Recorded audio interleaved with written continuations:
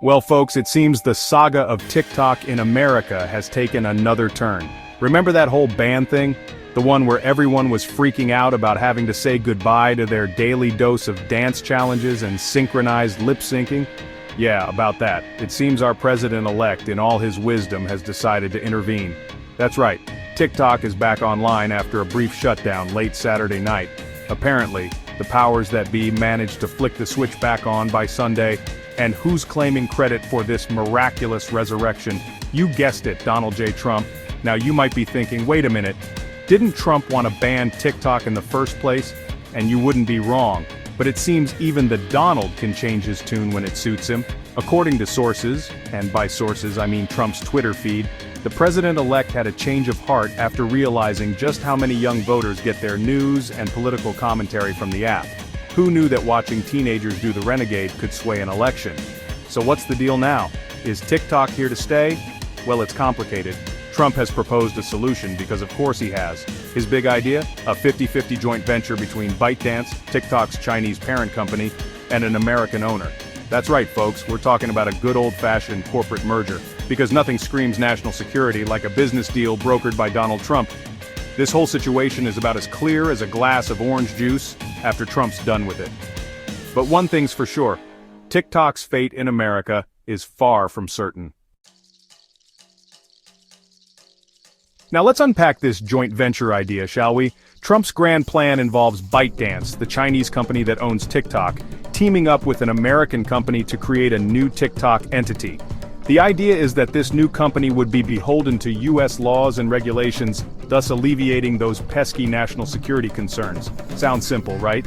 Well, welcome to the world of international business, where nothing is ever simple. First off, we have to find an American company willing to jump into bed with ByteDance. And not just any company, mind you. We're talking about a company with deep pockets, a strong stomach for risk, and a willingness to navigate the choppy waters of U.S.-China relations. Oh, and did I mention they have to be okay with Trump taking credit for the whole thing? Several potential suitors have emerged, each with their own baggage and agendas. There's Frank McCourt, the former owner of the Los Angeles Dodgers, who's reportedly interested in buying TikTok's U.S. operations. Then there's Kevin O'Leary, aka Mr. Wonderful from Shark Tank, who's been sniffing around a potential deal. And let's not forget about Elon Musk, the tech mogul who's never met a company he didn't want to buy, or at least tweet about buying. But here's the catch. Even if Trump manages to broker a deal, there's no guarantee it'll satisfy everyone. Some lawmakers are still calling for a complete ban on TikTok, arguing that any ties to China pose an unacceptable risk. Others are concerned about the precedent this sets for future tech deals. And then there's the small matter of China, which may not be too keen on letting go of one of its most valuable tech exports. Look, I'm not a cybersecurity expert, I'm just a guy who spends an unhealthy amount of time on the internet. But even I can see why some folks are worried about TikTok. We're talking about an app that's wildly popular with young people, collects a ton of personal data and is owned by a Chinese company. That's a recipe for potential misuse if I've ever seen one. On the other hand, there's the whole free speech argument. Banning TikTok would set a dangerous precedent, some argue. What's to stop the government from banning other apps or websites it doesn't like? Where do we draw the line? It's a slippery slope, my friends. And then there's Elon Musk, our resident tech overlord and free speech absolutist. Musk has been critical of the TikTok ban, calling it a form of censorship. Of course, it's worth noting that Musk has his own reasons for defending TikTok. After all, his company, Tesla, does a lot of business in China. But hey, who am I to question the motives of a billionaire? This whole debate is a microcosm of the larger struggle we're facing in the digital age. How do we balance national security with individual freedoms? It's a tough question and there's no easy answer, but one thing's for sure. We need to have a serious conversation about it. And maybe, just maybe, we can find a way to protect both our data and our right to watch teenagers dance on the internet.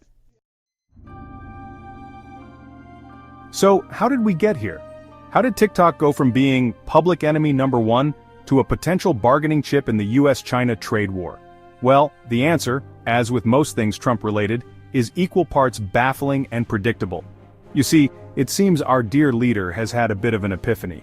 He's realized that TikTok, despite being a potential tool of the Chinese Communist Party, is also incredibly popular. And not just popular in general, but popular with young people, the very demographic that helped propel him to victory in the 2024 election. That's right, folks. The man who once called for a total and complete shutdown of TikTok is now singing its praises.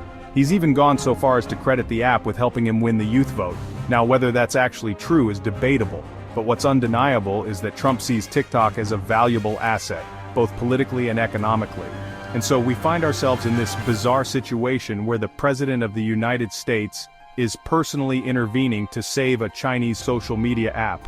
An app that, let's not forget, many people believe poses a serious threat to national security.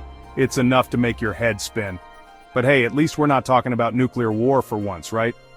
One thing's for sure, this whole TikTok saga is a wild ride, and it's far from over. Buckle up, folks, it's gonna be a bumpy one. That's it for now. Stay tuned to Right Now News for more breaking updates, in-depth analysis, and the stories that matter most. Don't forget to like, share, and subscribe to stay informed and connected. See you next time.